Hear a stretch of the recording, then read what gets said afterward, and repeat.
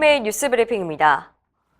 의원급 의료기관의 수가 협상이 결렬됐다는 안타까운 소식 어제 전해드렸는데요. 의협은 건정심의 결과를 지켜보겠다는 입장을 밝혔습니다. 의협은 3일 적정수가 실현이 한층 더 멀어져 참담하다면서 대통령과 보건복지부 장관, 건보공단 이사장까지 이구동성으로 말했던 약속이 지켜지지 않아 자괴감이 든다고 밝혔습니다. 협상이 결렬된 원인은 현행 협상 제도 자체 때문이라고 봤습니다.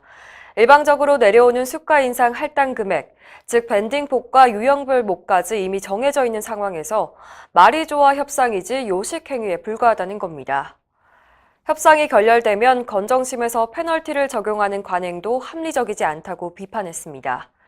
문케어에 매년 천문학적인 보험 재정이 투입되는데 수가 협상 때는 무조건 보험 재정을 아껴야 한다는 이중적인 모습을 보인 공단 재정운영위원회에도 강한 유감을 드러냈습니다. 의협은 의료인들이 더 이상 좌절하지 않도록 수가가 결정돼야 한다면서 건정심의 결과를 예의주시하겠다고 밝혔습니다. 수가 협상 결렬에 대해 의료계 내부에선 최선을 다한 의협 협상단에 대한 격려와 동시에 현행 협상 시스템에 대한 비판이 나오고 있습니다. 전국의사총연합은 3일 협상 실패로 고뇌에 찬 의료계 리더들에게 격려와 박수가 필요할 때라며 응원의 메시지를 보냈습니다. 전의총은 또 매년 정부가 답을 정해놓고 겉으로만 협상을 벌이고 있다면서 답정너 협상이라고 꼬집었습니다. 특히 노사협상에선 단결권, 단체 교섭권, 단체 행동권 등 노동 3권이 보장되지만 수가협상에선 정부가 무소불위의 힘을 과시하며 일방적으로 진행한다고 비판했습니다. 최저임금 인상이 수가 인상에 반영되지 않은 점에 대해서도 불만을 드러냈습니다. 청년들 사이에선 탈조선이란 말이 유행이죠. 의사들도 해외 진출을 고민하고 있다는 소식입니다. 의사 전용 사이트인 인터MD가 현직 의사 1,900명을 대상으로 설문조사를 실시했는데요. 응답자의 72.9%가 해외 근무나 이민을 고려한 적이 있다고 답했습니다. 이민을 고민하는 이유에는 한국보다 더 나은 의료 환경에서 인간다운 삶을 살고 싶다는 응답이 73.6%로 가장 높았는데요. 그 외에도 자녀 교육과 소득 등의 이유를 꼽았습니다. 해외로 나갈 때 무엇이 가장 힘들 것 같냐는 질문에는 언어 장벽이라는 응답이 85%로 가장 많았고 이 밖에 인종차별과 문화 차이, 현지인의 임상 경험 부족 등을 걱정했습니다. 인턴 교육 수련을 위한 체계적인 프로그램이 나올 전망입니다.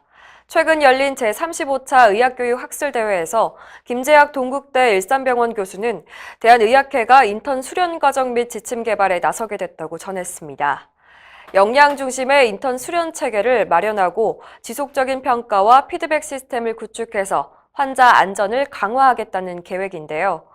김 교수는 우리나라에는 체계적인 인턴 교육 프로그램이 전혀 없다면서 의사의 삶을 시작하는 인턴들이 체계적인 교육을 받게 되면 환자 안전 문화를 주도하게 될 것이라고 기대감을 밝혔습니다.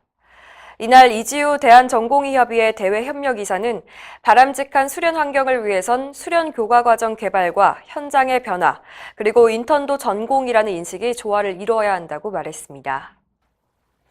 문재인 대통령의 새 주치의에 강대환 양산부산대병원 소화기내과 교수가 위촉됐습니다.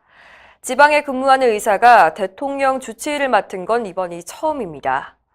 강 교수는 췌장과 담도질환 권위자로 1989년 부산의대를 졸업하고 부산대 대학원에서 의학 석박사 학위를 받았습니다.